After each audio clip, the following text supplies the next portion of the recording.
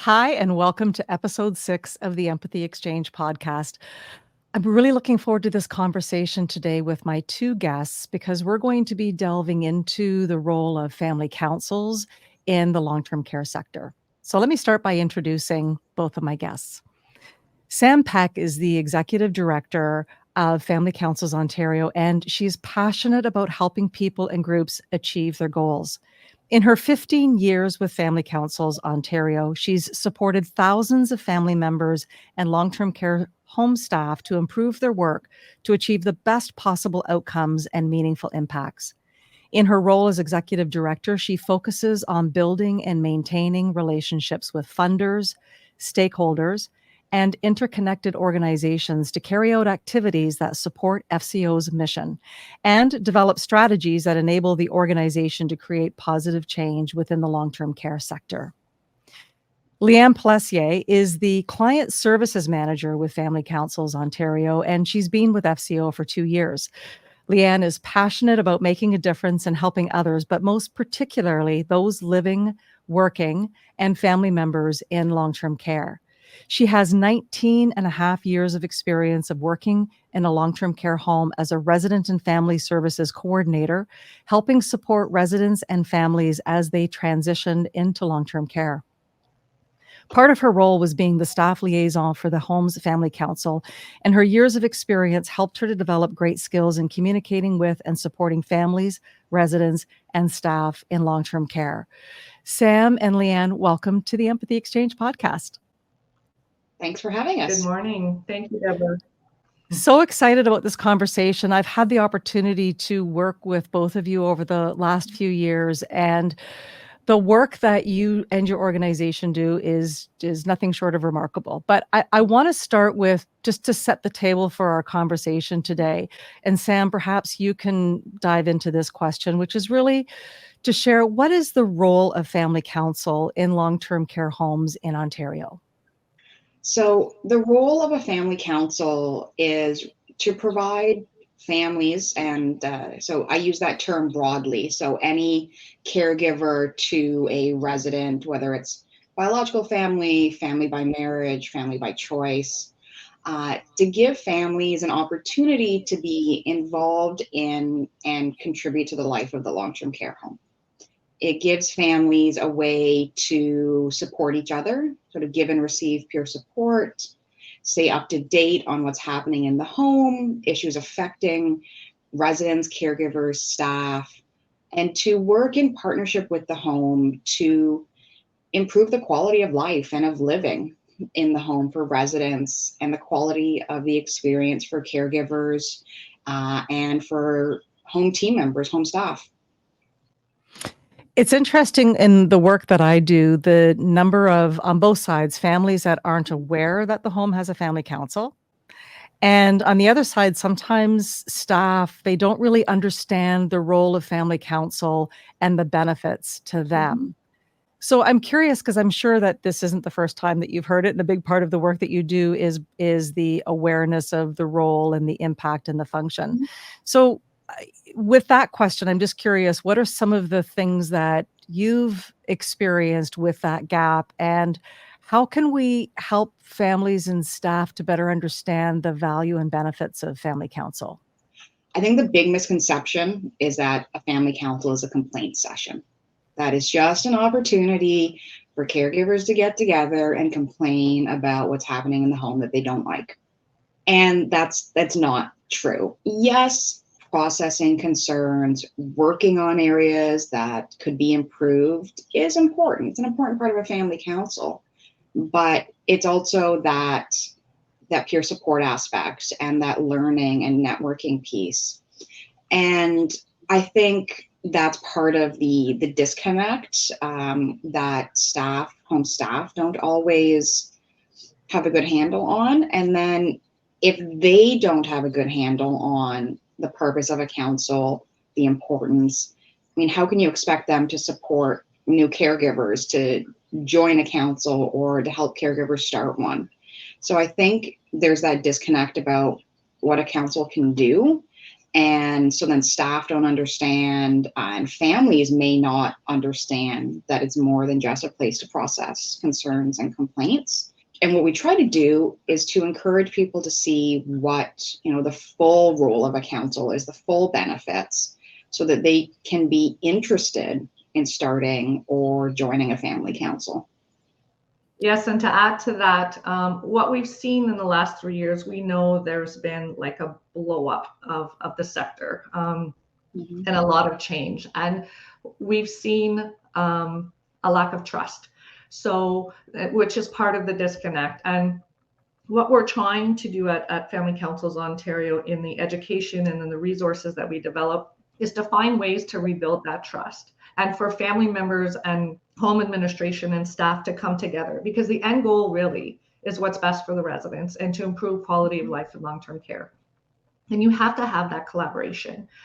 This is something that I say, at all my presentations: without collaboration, you can't promote change. Everyone has to be on the same page.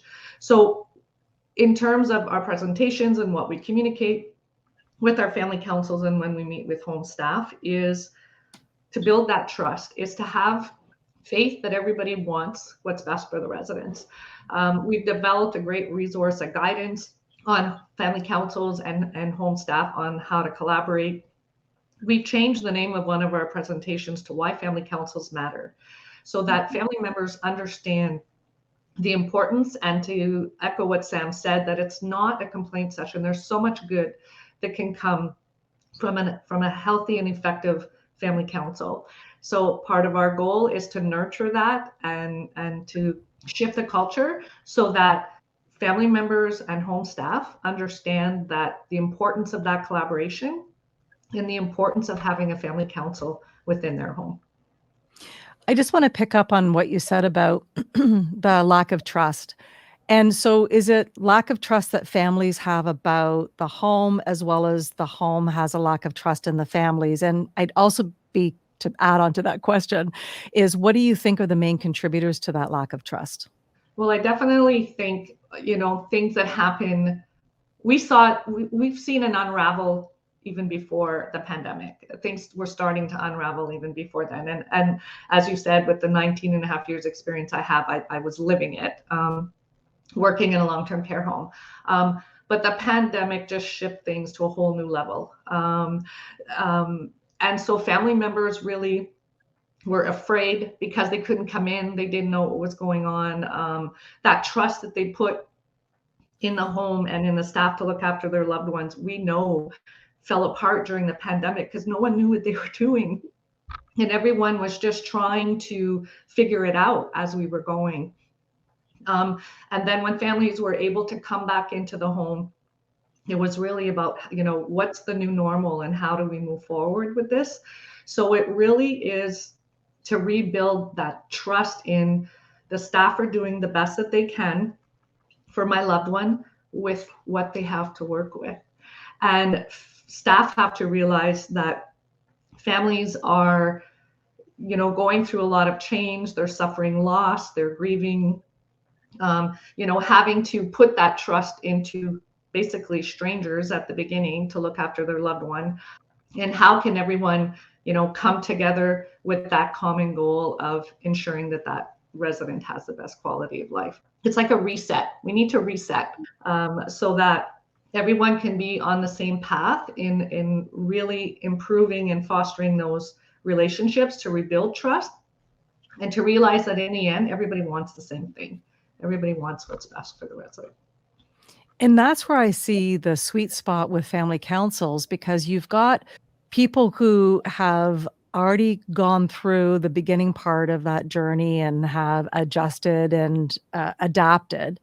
And they've got so much knowledge and resources to be able to help the newer families. And so it really is, how do we elevate the awareness? And Sam, I'll give you this question. When a family council is working well, and I'm sure that you've got lots of experiences, to be able to share what makes it work well and what are the benefits that families and staff are able to get with a well-functioning family council. So a well-functioning family council is a beauty and a joy to behold. And I think it really is founded in trust and knowledge. And by that, I mean, so about knowledge that families have and council members have reasonable expectations of what the home can offer. So, really understanding what is currently possible within a home, given the system that it operates in, and what are reasonable aspirational goals. We're not going to go from, just shy of 4 hours of direct care to, 18 hours of direct care overnight or anytime soon.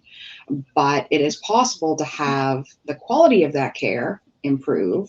And if families understand that, they can work with the home to come up with ideas.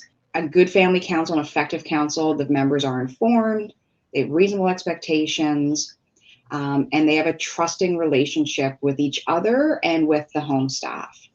And so what that looks like is, I think to Liane's point about building relationships, is that if I'm an administrator, this is a family council meeting, and I say, I hear you on this issue, here's what we can do. Here's what's reasonable, here's why. For you as council members to say, okay, I get that. I trust that you're telling me the truth. You're being honest. We can all trust that we want the same thing, which is for the care of this home to be excellent and for everyone to feel that they belong and are included. So trust in each other that you're on the same side, you want the same thing. And with that has to come from having reasonable expectations and good information, not assuming the worst of each other, assuming the administrator's hiding something, or that the council's going to want the moon when I can offer them this instead. And so effective, well-run councils are well-structured. They trust their members to do the work that's needed to maintain the council. They have positive and open communication with home leadership. The home leadership respects the autonomy of the council, which is super important.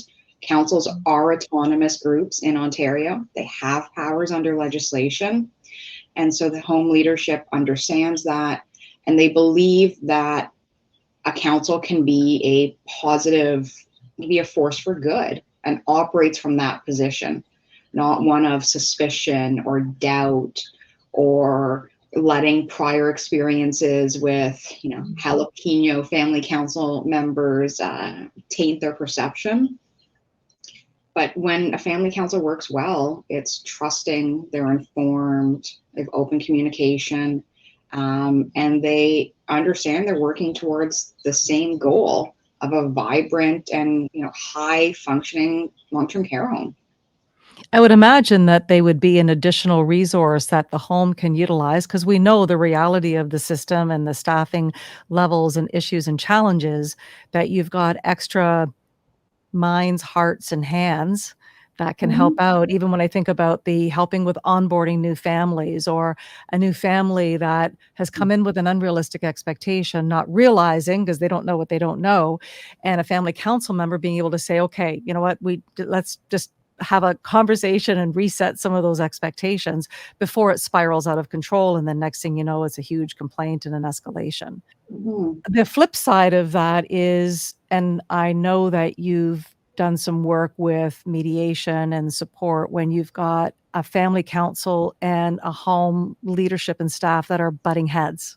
And so be curious just to talk a little bit about, what do you see as those main themes where it's a not well functioning, or maybe you've got a different term for it, that contribute to it? Because I'm sure that there are some listeners working in long-term care that would put their hand up and say, I got to tell you, our family council, it's not working at all for us, and we would prefer to not even have a family council. Or you've got homes that they don't currently have a family council because losing members through COVID, and they're not really excited about setting up a new one. So that was a long-winded question, but I don't know if Liane, you want to jump in on that one? Yeah, I would love to. So we definitely do conflict resolution, and we do see lots of different levels of conflict. We can see a family council coming to us that doesn't have trust in the administration, or they feel the home is interfering So as Sam said, that knowledge, being well informed. Speaking of powers of a family council, we do have, unfortunately, family members that literally take those words to a different height and push the level of powers of a family council that may be out of the realms of the regulation and the Long-Term Care Home Act, the Fixing Long-Term Care Act. So it's just to inform them. And the way we move forward with conflict resolution is, or we can see personality conflicts within the council that can also come to head with the home administration. So the way we proceed is, myself and one of my colleagues are Tiffany Fieron, who's our research and policy manager, who's also trained in conflict resolution. So we would meet with members of the family council and we would hear what they have to say. And then we would meet with the home administration and hear what they have to say. Then we bring everyone together. And when we bring everyone together, Tiffany and I have meetings where we write down recommendations based on what was shared and based on what we heard. And the recommendations aren't written in stone, that the family council in the home can take it or leave it. But we feel that the recommendations that we developed are the best things to move forward to start repairing that broken relationship based on what everyone said.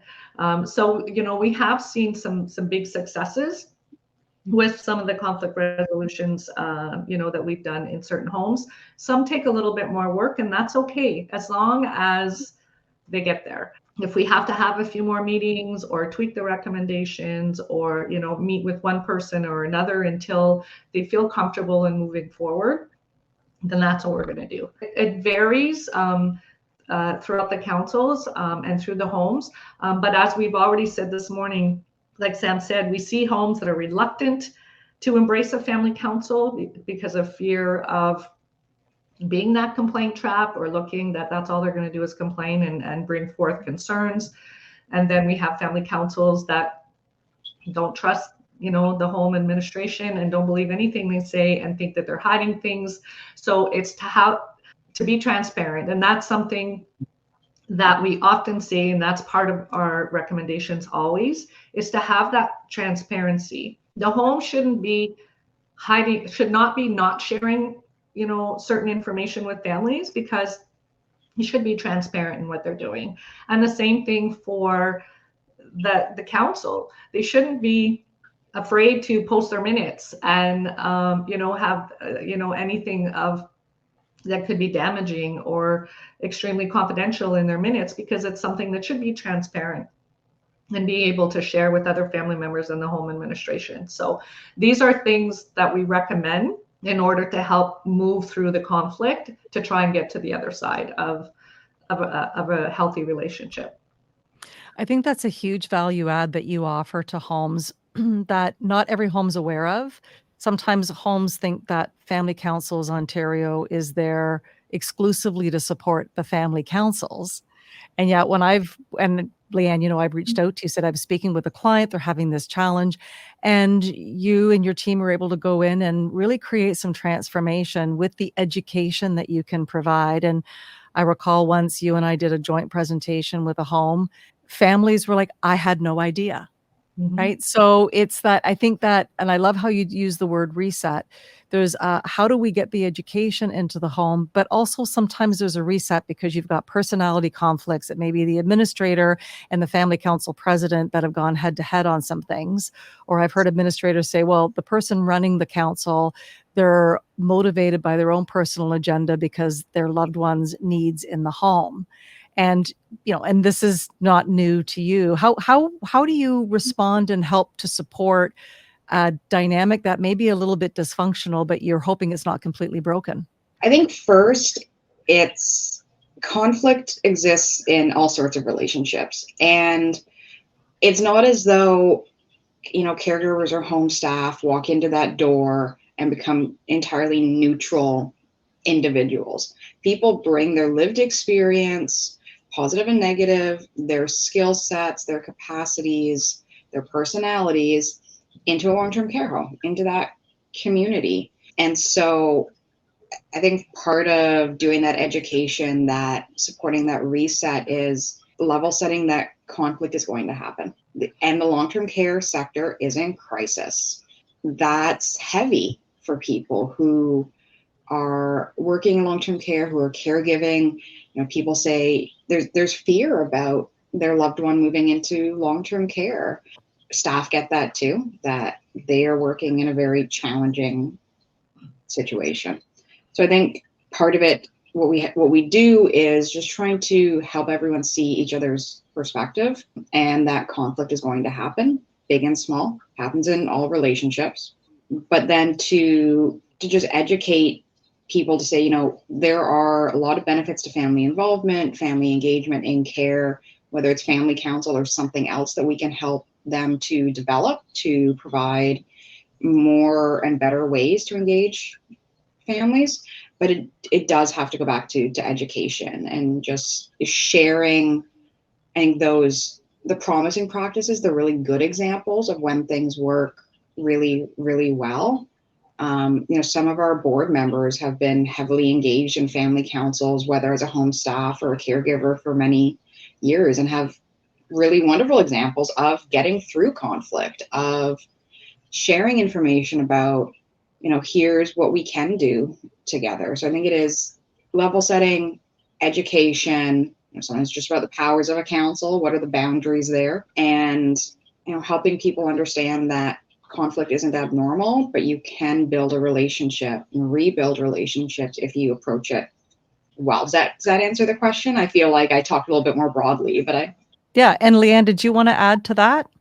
Yeah, I totally agree with what Sam said in terms of, having those conversations and finding opportunity to rebuild, and also looking at root causes of approaches. So Deb, you talk about it in your book as well, in your different flavors of your family members, and that they don't know what they don't know.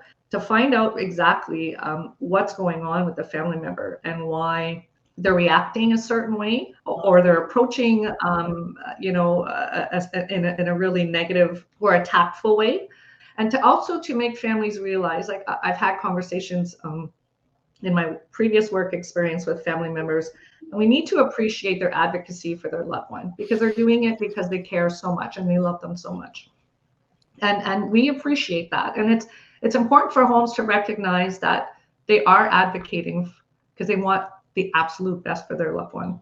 But to also share with the family member that we can take that passion and that caring and that advocacy for your loved one and spread it out for the greater good of all the residents in your home. And how can the home support that? So instead of looking at it as a family that's constantly complaining, that's never happy, that's always negative, what's the root cause?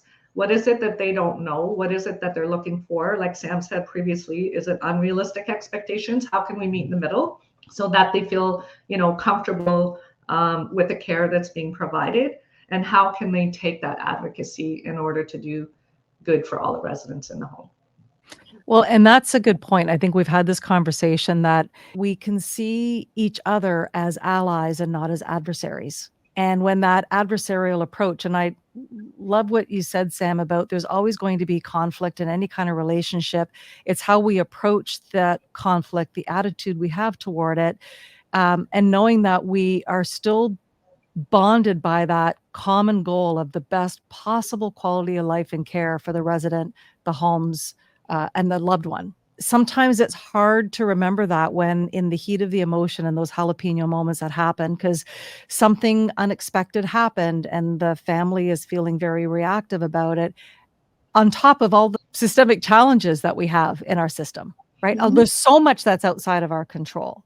The other thing I wanted to talk about was a trend, as I'm understanding, that some homes are struggling to recruit members onto the family council, and that there are some families that are feeling intimidated about the scope and the work, and they just don't have time for all of that. And I think, Liane, you've been doing some creative work with helping homes to come up with other ways to recruit or entice new families to be able to join the council. Can you share a bit about that? Kathleen Edwards, our education manager, developed some great resources and checklists for recruitment that have been very helpful. And it just helps the home or one interested family member that's wanting to get a council going on exactly what to do to pique that interest, to inform family members. And I think the biggest downfall is when you say a family council, what does that mean? Yeah. What is it? So, family members may see posters up in the home, or we have a family council, we meet on, nobody shows up because does anybody know exactly what a family council is and what it does? So that is one of the things when we do education or I meet and have consultations with the chair of a family council or a home staff that's looking at getting a family council up and running in their home, is really inform families what it is. Talk about the good that can happen from having an effective family council within your home. When I meet with the chair, I'll tell them, share some of the successes, celebrate your past successes of things that you've accomplished or goals that you've attained as a council. Organize an event, and maybe you'll get family members that are interested, that want to help support that event. And while they're helping you support that event, you can say, oh, by the way, we're part of the family council. We meet monthly. This is our meetings. Would you like to come? One of the big pushes and some encourage for recruitment, and Deb, we always refer to things that you said in your book as well, is helping with that move-in support, helping with that transition into moving into long-term care, and having another family member with that lived experience. You and I have both gone through this in our journey by admitting loved ones into long-term care. And just having someone say, are you okay? Do you have any questions? And having a family member support a new family member is, to me, the greatest way to improve your membership, because now, you may get family members that want to do the same thing for a new family member moving in, or they see the good and the positive change that can come from being part of an effective family council, and then they'll want to join your meetings. So just really is about telling people who you are, what you do, what a family council is, celebrate your successes, and be available for your new family members moving in so that they know you exist in the home, and that you're there to help support them.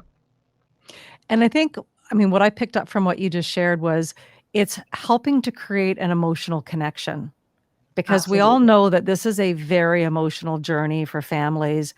And most families will remember how they felt on that admission day, move-in experience, even for the next few weeks. And if they feel that it may be taking an hour and a half to meet a new family, or to make a phone call to say, hey, I'm with the counselor, I'm a family member here, just want to check and see how you're doing.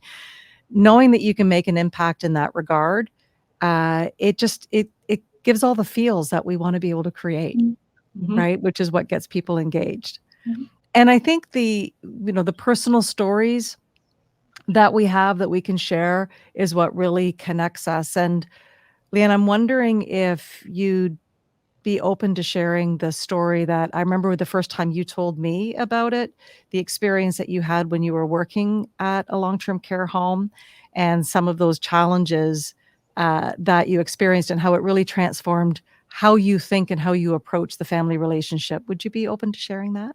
Sure.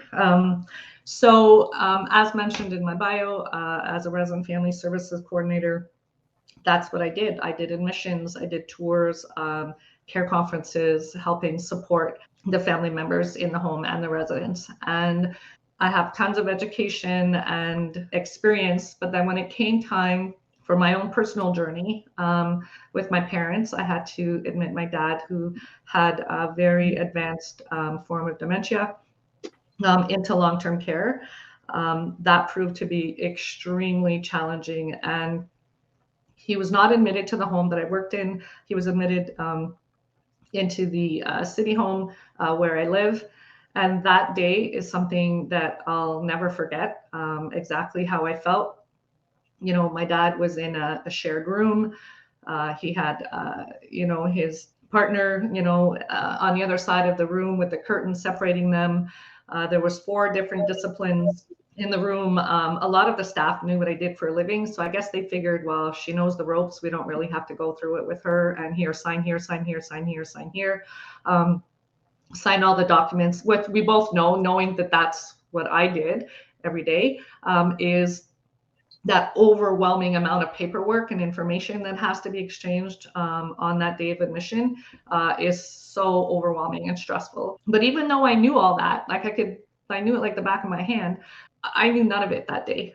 That day I was a daughter going through the exact same thing and the exact feeling, the exact emotion that the family members that I helped support and you know, help their loved one being admitted into a home that I worked in. It was so overwhelming. I could hear my mom crying in the background. I could see my dad fidgeting, so lost in the room and wondering, you know, what's going on? Why am I here? And, you know, the different disciplinaries and the staff talking to me, I felt like I was underwater. I could see them talk to me, but I couldn't really hear what they were saying. It was so emotional. And when I left the building, I sat in my car and cried for half an hour. I couldn't even drive because I was so overwhelmed. And I'm like, if I'm feeling this way and I have all this experience and all this education and all this knowledge, I cannot imagine how a family member that doesn't have all this feels and how extremely overwhelming that is. And that was a turning point for me. We need to do better when we're welcoming new families and residents into long-term care.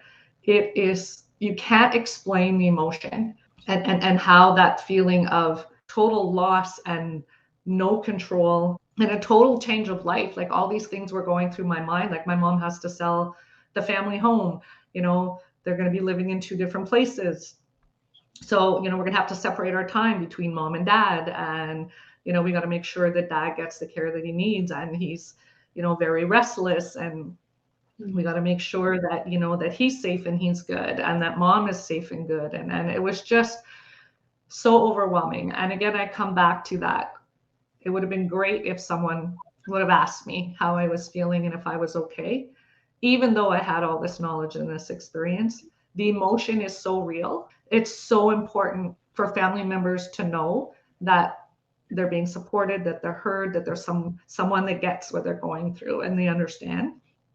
Because that would have been a big change for me. Maybe I wouldn't have sat and cried for half an hour in a parking lot. I don't know. But then on my ride back to, you know, the long-term care home that I worked in, that was my goal. I vowed that I would do things differently when it came to admitting, you know, a resident and their family member in that transition into long-term care, to really be a better support for them and not so transactional, as we talked about before, Deborah, about how admission day is like a checklist and it's so transactional.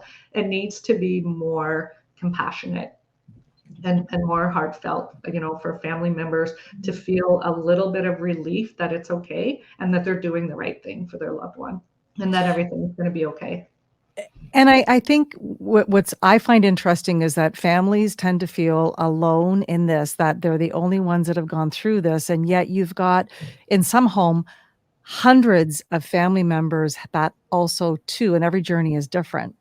And that's why I think going back to the role of families and family council, it's this resource that's sometimes undertapped to be able to help with that onboarding families right from the start, and families can be a part of it, and it doesn't take additional staff hours to be able to do that when you can rely on the family council and other families.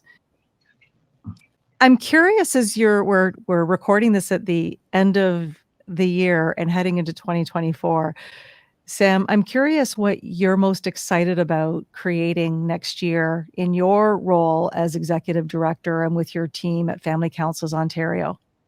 Ooh, that's a good question. We've got a few really exciting projects on the go. One that Liane is leading. As ED, I get to come up with brilliant, bold ideas and then have my team members work on implementing them. But I'm lucky that my team is great. So I think what I'm most excited about is we're working on a resource on basically what to expect in long-term care to help with some of that level setting out in the communities. So Liane's working on that. We're already looking at our 2024 events to bring more families together to do some of that learning. But I'd say specifically in my role, because I do much of the government relations, community, stakeholder work, is really identifying new partnerships that we can build. There are amazing organizations like FCO, bigger, smaller, out in the sector doing amazing work. Ontario Caregiver Organization as one. CARP Ottawa is a great partner. The various long-term care home operators, municipalities, others that we work with. So I think what I'm most excited about is working with our partners to get some of our work out there in a more strategic way, but also collecting stories. And we've mentioned it a few times, is the power of knowing what another council or caregiver or home operator has tried and found effective, so that we don't have to reinvent the wheel every time, so that we can learn from each other and do more knowledge exchange throughout the sector on what are really great ways to build and maintain effective councils, improve relationships, and develop even more ways to engage families in the life of the home and to provide that support, whether it's a home or a municipality that's got a really great transition program, like out in Oxford County, where they support the transition before, like long before the day of move-in to long-term care. Or the City of Toronto's, one of their homes runs a really great peer support program for families. So working with our partners means that we can learn about these ideas and help to spread them, because family councils are wonderful, and that will always be my bias for family engagement and care and supporting relationships. But we're also aware that there's a lot of really great things happening out in the sector that support good family and staff and resident relationships. So we really want to continue to really spread those, because if one home can do it on the resources that they have, we can help other homes do it too, to help try new things, to support families, to support a healthy long-term care sector. And regardless of what your role is in long-term care, I think we can all agree that we want, as Ontarians, a really healthy, vibrant sector for residents, for medical needs, for social well-being, for caregivers to be involved, and to make it a great place to work. And I think spreading those promising ideas with our community partners and getting those stories is something that FCO is really well positioned to do, and something I'm excited about having a renewed effort on or towards in the new year. And I would also say, I think that you're seen as a thought leader in other provinces, that they also have the opportunity to do some partnering work with you and learn from some of the things that you've already established. So I think on that note, I just want to say thank you to you both for coming on to the Empathy Exchange podcast, and as well just for the great work that you continue to do, and the hearts that you have in, because it takes a lot of heart to work in this sector, and the difference that you're making is just so greatly appreciated. So thank you so much. Thank you, Deborah. Thank you for having us. Thank you so much for having us. It's been a pleasure. And remember, there's power in your presence. So make your presence matter.